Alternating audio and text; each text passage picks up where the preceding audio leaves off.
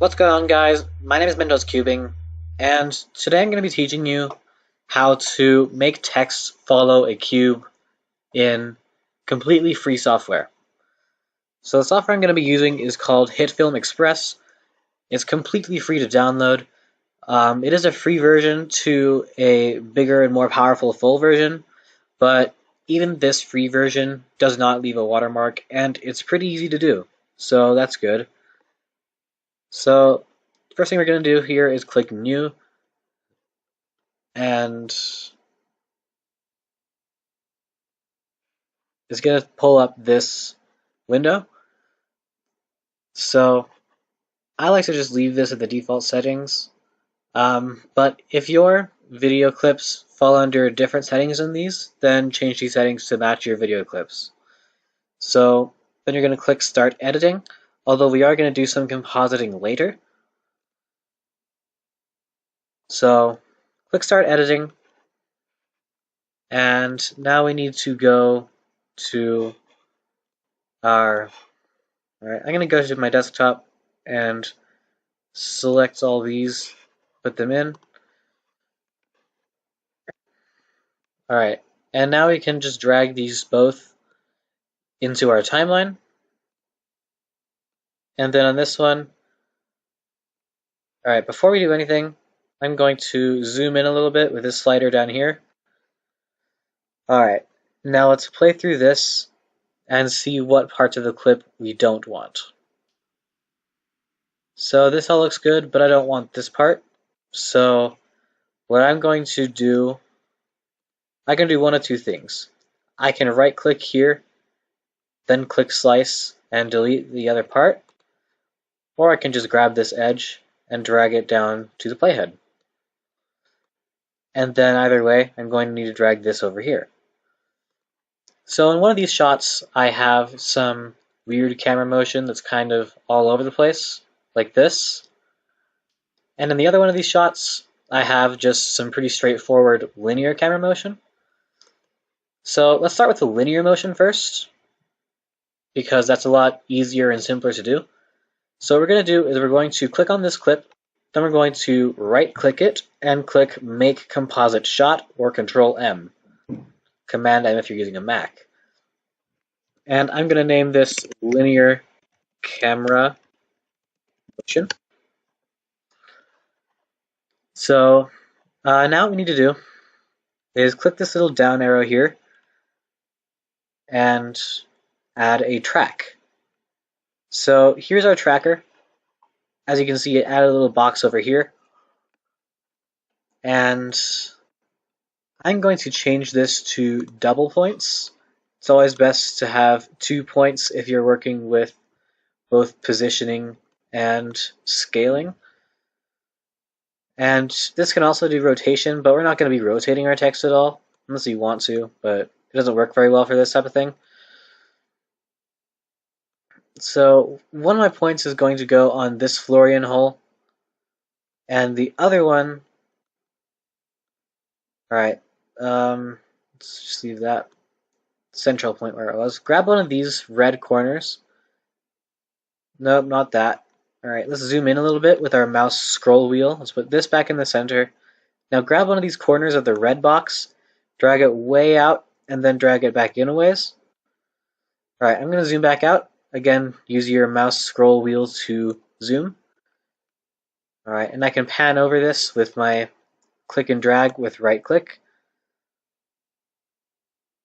And I'm going to move this to this Florian hole. And you're going to want to make these green boxes pretty big, but you're not going to want to make them so big that they overlap the other red box. Because what this green box does, this tells HitFilm where it's going to be looking for this Florian hole. This red box tells us what it's looking for.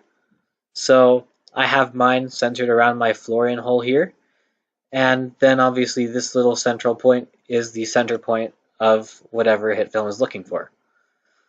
So now that we have our points positioned, we can hit this track thing, and it gives us this error message that says tracking could not start because the feature area is outside of the layer. And that's totally fixable. All we need to do is rescale this a bit so that the entire red box is inside of the layer area. And once we've done that, it doesn't matter where the green one is. We just hit play and just let it do its thing. If it stops in the middle of it, just hit play again. And if it does make any mistakes, just pause, reposition it manually, and keep going. But this seems to be pretty correct all the way through. So now what we can do is skip back to the beginning, and we're going to add a new layer, and it's going to be a point. So our entire viewer just turned black, so we're going to switch this from layer to viewer, because this displays all of the layers in the current composite shot instead of just the point layer. And you can rename your point if you want to, but I think new point is a pretty good name already. So what you're going to need to do is go back to your tracker here and leave purpose as transform. Leave these on X position and Y position, but don't check rotation and scale unless you want to, but usually for this type of thing they don't look very good. So I'm going to leave them off, but you can turn them on if you want. And for the layer, you're going to want to select new point. And now if we select our new point, we can't see the point, it's invisible, but it's moving with our motion tracker here. So now we're going to add another new layer, and this time we're going to add a text layer. I'm going to set my text dimensions to 800 by 800, which is pretty big, but not so big that we can't see it. So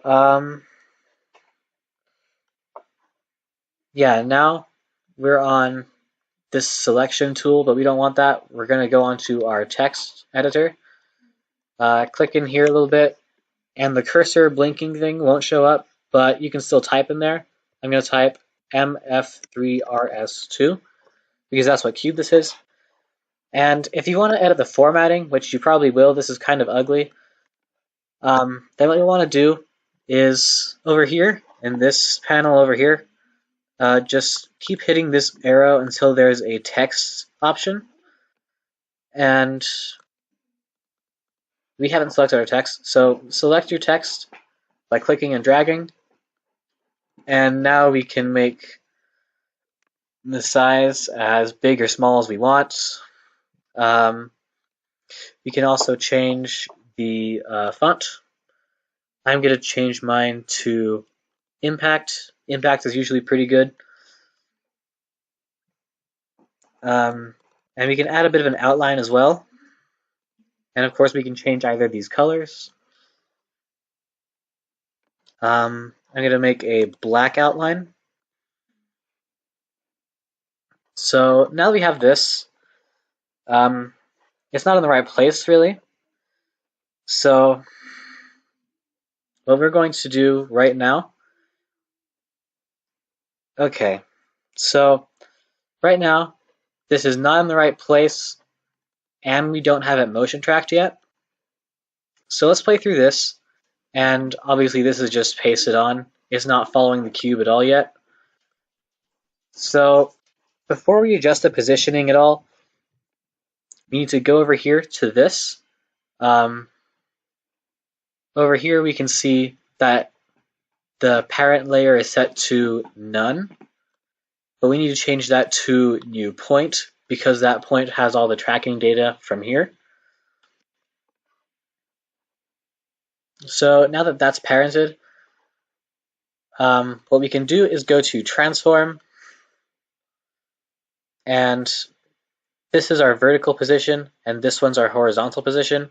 So let's wait, nope, this is our horizontal position and this is our vertical position. So let's move this down here. Let's bring the scale up a little bit. That can go here, and this can go here for now. Let's play through this and see how it looks.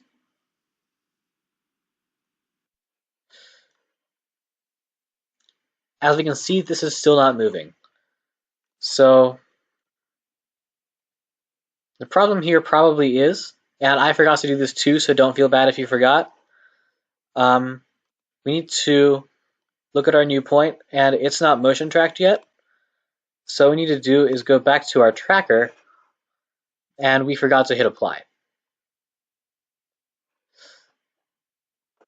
So now the text has automatically moved to where the point is, and now it's following our cube. But we don't want it to cover up the cube, do we?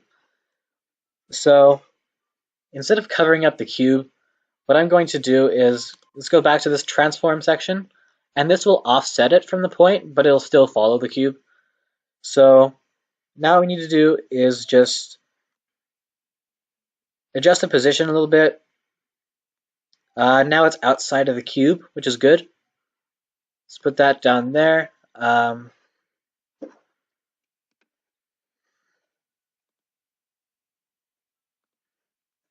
As we can see, our text now is pretty much perfectly in line with where we want it to be.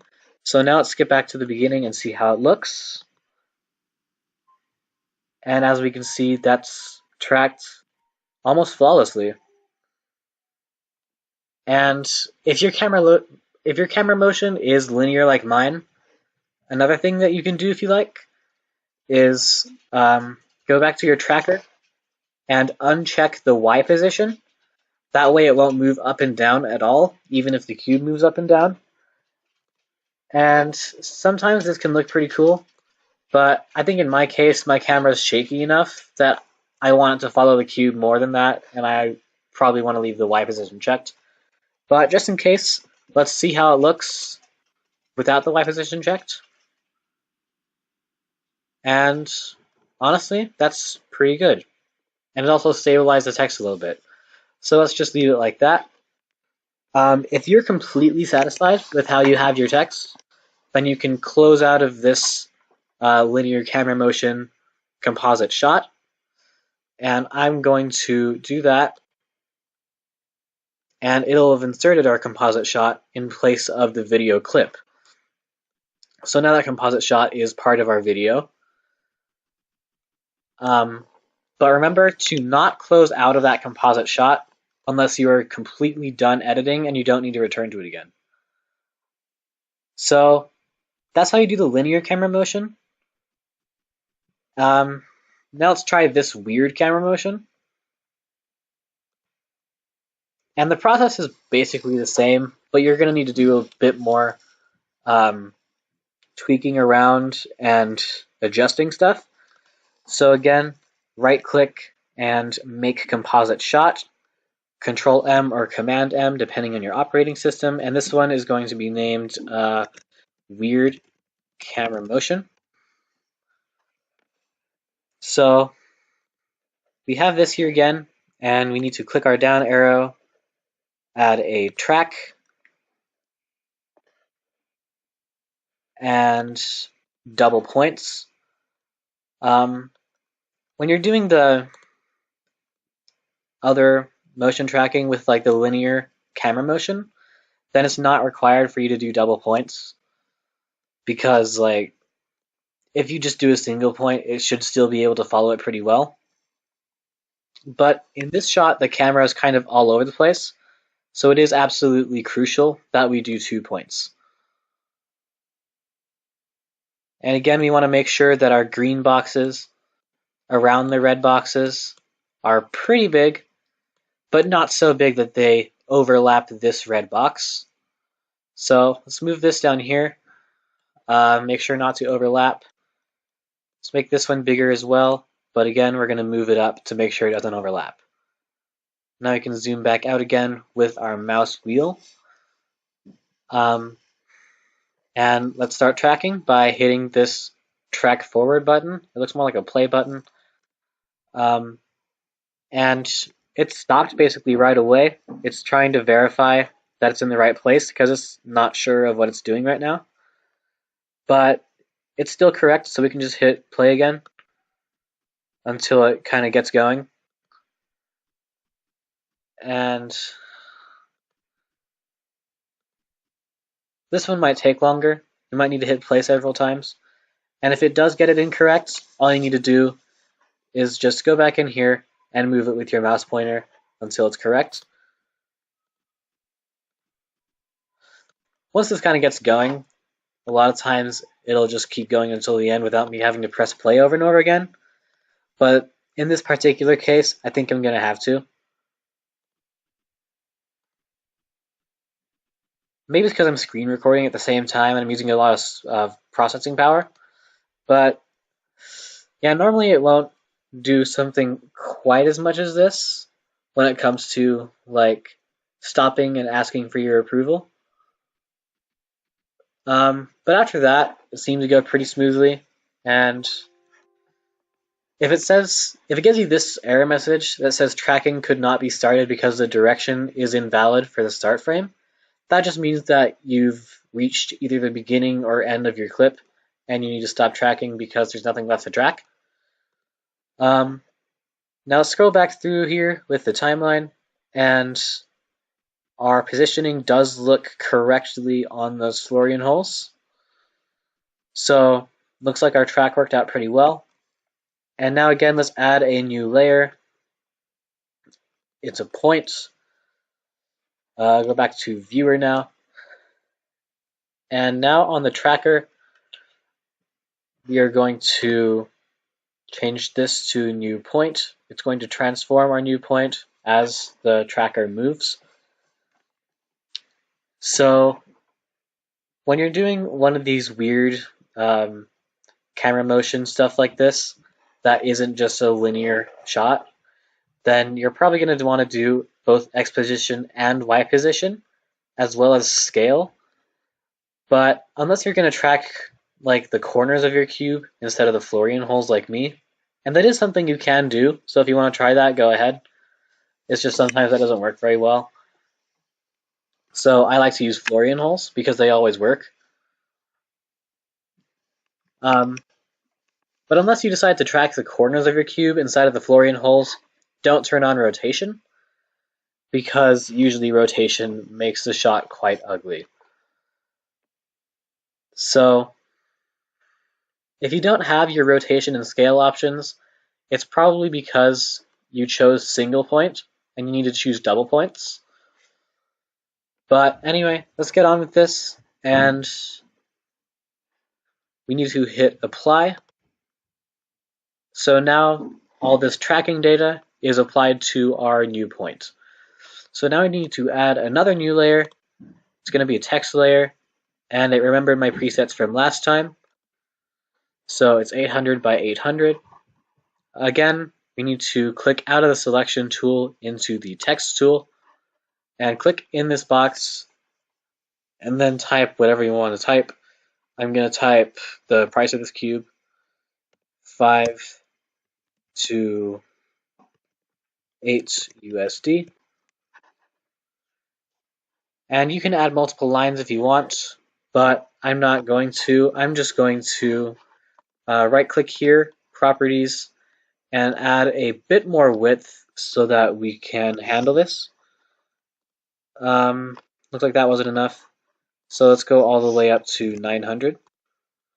And there we go. Now we've got our USD in the same line. And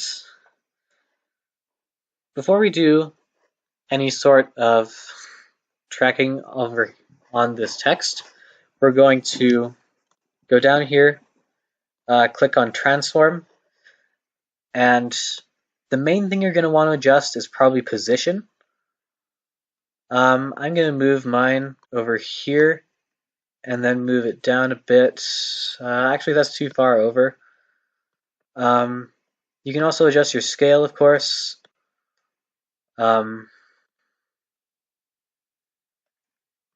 But I think we're going to need to put it on this side of the cube because there isn't enough room on this side of the screen. So now that we have this adjusted, let's change the parent layer to new point and see how it looks.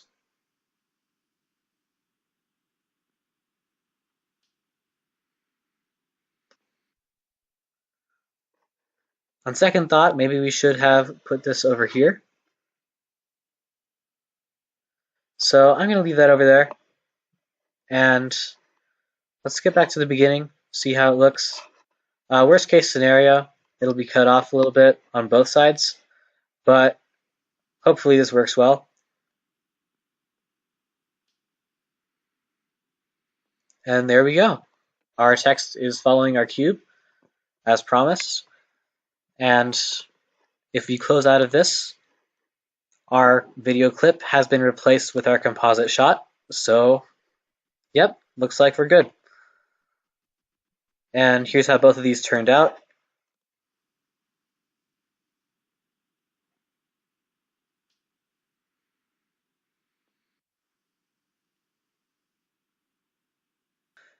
Anyway, thank you guys for watching this video. Hopefully this helped you to realize that even free software can do some great things if you know how to use it.